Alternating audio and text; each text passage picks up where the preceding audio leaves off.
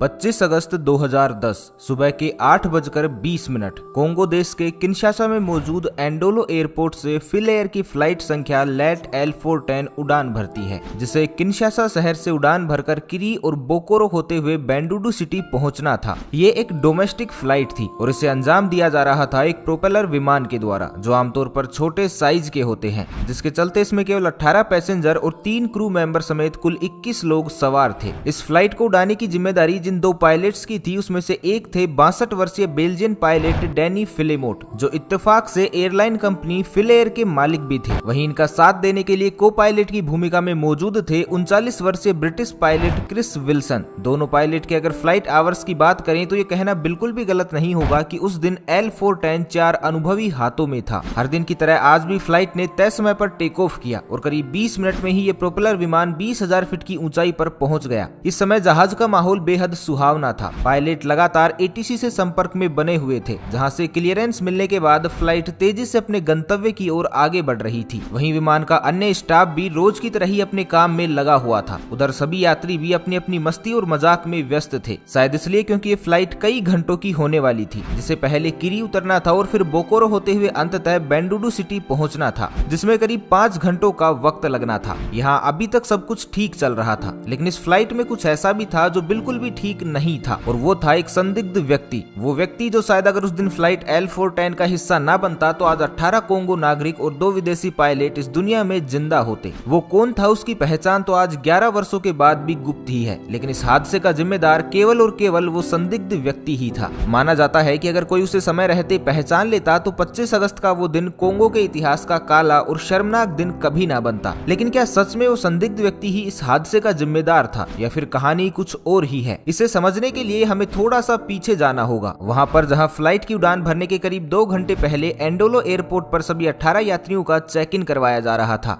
जहां मौजूद सुरक्षा कर्मचारी एक एक यात्री को आमतौर पर बारीकी से चेक करते हैं और पूरी तरह से सुनिश्चित होने के बाद ही उन्हें एयरपोर्ट के अंदर जाने देते हैं। ऐसे में सुरक्षा व्यवस्था पर सबसे पहले तो ये सवाल खड़ा होता है कि उस संदिग्ध व्यक्ति की पहचान कैसे नहीं हो पाई। वो व्यक्ति जो बाकी के सभी लोगों की तरह बैग लेकर यात्रा तो कर रहा था, लेकिन उसके बैग में एक बेबी क्रोकोडाइल भी मौजूद था। लेकिन एयरपोर्ट सिक्योरिटी ना तो उस संदिग्ध व्यक्ति की पहचान कर पाती है और ना ही मगरमच्छ को ट्रेस कर पाने में कामयाब होती है, और इस लापरवाही के चलते वो व्यक्ति मगरमच्छ को पहले तो एयरपोर्ट के अंदर ले जाने में कामयाब होता है और फिर इसके बाद फ्लाइट L410 में भी। यहाँ 2 बातें साफ हो जाती हैं। पहली तो ये कि या तो कोंगो देश में यात्रियों की सुरक्षा को खासकर डोमेस्टिक फ्लाइट में कोई महत्व नहीं दिया जाता, या फिर उस दिन सुरक्षा अधिकारी ये जानते हुए भी कि एक डफल बैग में एक बेबी क्रोकोडाइल मौजूद है, फिर भी उस व्यक्ति को जाने देते हैं जो उसकी स्मगलिंग कर उसे बेंडुडू ले जा रहा था। हालांकि ये सुनकर आपको हैरानी जरूर होगी, लेकिन 25 अगस्त 2010 का वो दिन हो या फिर आज का दिन हो, कोंगो देश के लिए ये एक आम सी बात है, जहाँ के लोग अक्सर विमान के सहारे जानवरों की स्मगलिंग करते हैं।